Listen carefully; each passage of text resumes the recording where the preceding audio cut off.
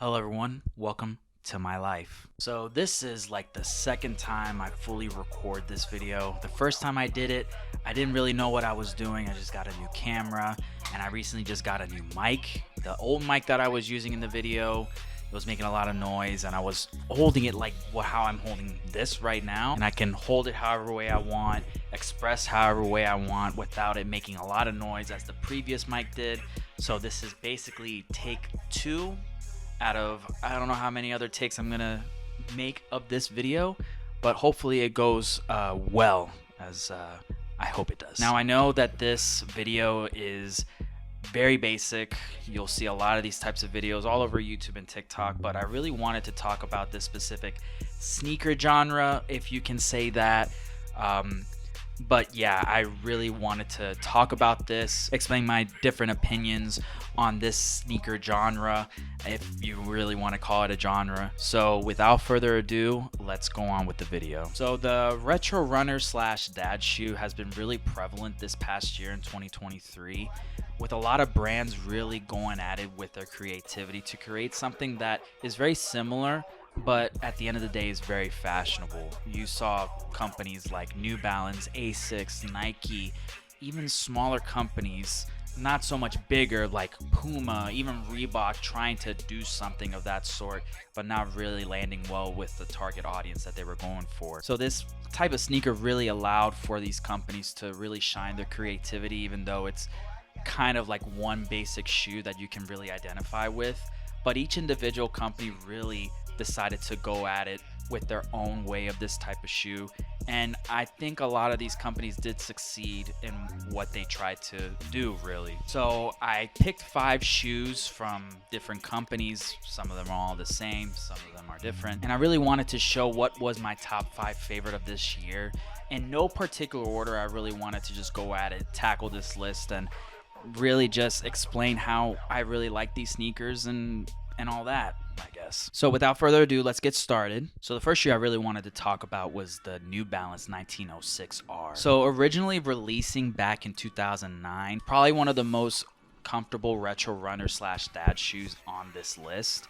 And I think this is probably one of my favorites of this past year. Although this re-release of the 1906 came after the 2002, the 1906 is what inspired the 2002 back in the day. I think the 2002 really reignited the flame of the retro runner slash dad shoe, and I'm really glad that New Balance really picked that up. And I think that the 1906 really is a culmination of all of that, and it really elevated that whole dad shoe aesthetic into another level, even though this is a retro shoe from their old catalog back in the day. Unlike the 2002, it wasn't really the shoe for collaboration from different brands. Sure, there were some and pretty notable ones. It wasn't as notable as the 2002 with, for example, Salehi Bembury. He created one of the best looking colorways of the 2002s, but some notable collaborations with this shoe are from South Korean label This Is Never That, Aura Lee, and most importantly Comme des Garçons. Even though it's probably the most laziest collaboration out there, you can never really expect anything creative from Comme des Garçons, really. So next, the Nike Zoom Vomero 5. I believe the Zoom Vomero 5 is probably the most popular out of all these other shoes on the list, mostly because it's a Nike shoe and it's a retro runner style shoe that came out this past year. Even though it came out late 2022, it didn't really make its mark until this past year. It originally released in 2011, obviously from the Vomero series. Now we're at, I don't know, like 16 or whatnot, but it didn't really make its mainstream appeal until this past year, really. Now there was a short little collaboration back in 2020 from a label, A Cold Wall by Samuel Ross. It was those Vomero 5s that had that plastic in the back heel area. It wasn't really as popular as it kind of is now, but it was an interesting collaboration nonetheless. And in 2023, it really skyrocketed. I believe the shoe is considered like the Nike Dunk, but much better. Now, don't go roasting me in the comments. Just let me explain. You know, back in 2020, Nike really started to release a whole bunch of dunks, but it was more so in a limited type of way. I remember going on the Sneakers app trying to go for a dunk, whichever dunk would be on the Sneakers app, and every time I tried to really go for it, I would never get it. And it really went on during like 2021, 2022. Really, this past year, we started seeing a lot more releases of the Nike Dunk and a lot more people getting their hands on any Nike Dunk for retail. Now, with this Vomero 5 being popular as it is, with the trend going on this past year, I think Nike really did a good job releasing a really good amount of colorways with a higher inventory count previous to what the Nike Dunk was doing for the past 3 years. This proved to Nike that a general release shoe can really do well with a higher inventory count rather it being limited. Of course, there are limited versions of this shoe, aka the Dornbecker Vomero 5s, but the general release colorways of this shoe really stood out to me. I recently copped these platinum tint Vomero 5s at my local Finish Line, and to be honest with you, this was a really good color, better than the Vast Gray colorway that released earlier this past year. And Nike seems to be really stepping up their game when it comes to the colorways of this shoe. I really hope that they satisfy the demand of this shoe and really move forward with interesting colorways and not so much saturate the market with it, if you get what I mean. So going back to New Balance, the New Balance 530. Now, I have to admit, I do not have this shoe. This is probably one shoe that I don't have from this list. I've been seeing them a lot in retail stores, and it being $100 really helped the shoe become probably one of the more popular shoes of this past year in this type of genre. So this shoe really seems to be popular with a lot of women shoppers, especially with the retail stores that I've been into. There were only women's sizes of the shoe, and for $100 you really cannot go wrong with these shoes. It's probably one of New Balance's most breathable sneakers. It originally came out in 1992 as a performance shoe, but it really got upgraded this past year with new technology. It has the Absorb technology, the sole technology on the heel, and an updated mesh material on the upper. Not only is it breathable, but if you have any type of colorful socks while wearing this shoe, you can definitely see the colors of your socks through the mesh. That's really how breathable this shoe is. It's lightweight, it's easy to put on, and it's a really fashionable shoe. It really didn't make an impact in the US until 2022. Back in 2013 was really making its round through social media over there in Europe, but only in 2022 to 2023 it really gained its popularity. And again, for $100 you really can't go wrong with this shoe. I would definitely recommend it. And yeah, even though I don't have the shoe, hopefully I get my hands on a colorway that I really like from this shoe, and yeah, we'll see. Now on to the fourth shoe in the list, the New Balance 9060. Now, I was kind of skeptical about bringing this model into the list because it didn't really give out that retro runner vibe, but again, it gave out that dad shoe vibe, the chunky vibe. That wasn't really expected of New Balance, but I'm glad they did it. This is probably one of the shoes that I have the most colorways in. Out of all the other shoes on this list, the 9060 is an original design from New Balance. It mixes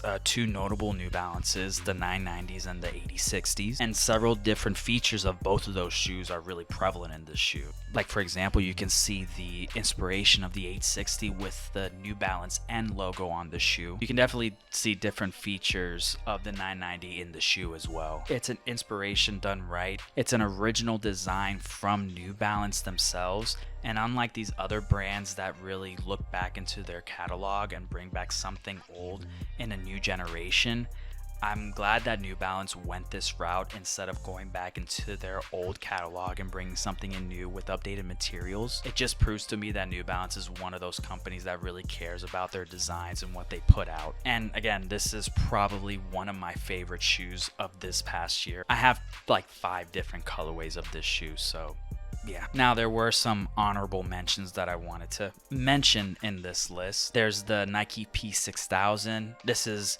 the poor man's Vomero 5. Even though I say that, it's a shoe that stands out on its own, and you can definitely find it on sale on different websites, and especially the Nike website, for pretty cheap and in good colorways as well. The Nike V2K, it's a shoe that went under the radar. It brings out that chunky vibe in a retro runner style. I've yet to see this shoe on sale. It's not as popular. I've seen it a lot on TikTok, but it didn't really gain any popularity like the Vomero 5. The Asics Gel 1130 and 2160. I put these shoes together because of their similarities. The 1130, I rank it a little bit higher than the 2160s, just in my opinion, both with its price and how good the shoe looks. Again, you can kind of consider the 1130 as a poor man's another shoe that I'm about to mention on this list. I would compare the 1130 with the 530s from New Balance. They're almost the same price with the 1130s at $95. They're both very lightweight shoes, and they both kind of serve the same purpose. I just think that the 530 really gained more traction than the 1130s, mostly because I see the 530s at a lot of retail stores. I see a lot of people wear the 530s when I'm out and about, and I just don't see a lot of people with the 1130s. I hope this year they really change it up and do something different with it and bring it out to a lot more retail stores. I just think that ASICS really limit themselves to who they offer their product selection to and how they market out. Another ASICS, the ASICS Gel NYCs. It's definitely a sleeper shoe from ASICS. I have a pair myself. I really love it. It's a really comfortable shoe, reminds you of a whole bunch of ASICS shoes that came out in the mid to late 2000s. I see it a whole lot in retail stores with different colorways. I see some people wear it, but again, it's not as popular as these other shoes that I explained on the list. Definitely a sleeper shoe. You can definitely get it for retail at $130, maybe even cheaper through different sales. But yeah, I would definitely recommend this shoe. It didn't reach the main list, but it does get an honorable mention. Last but not least, the 990 V4 and V6. The V6 being released, I believe, around late 2022, but really picking up its stride this past year.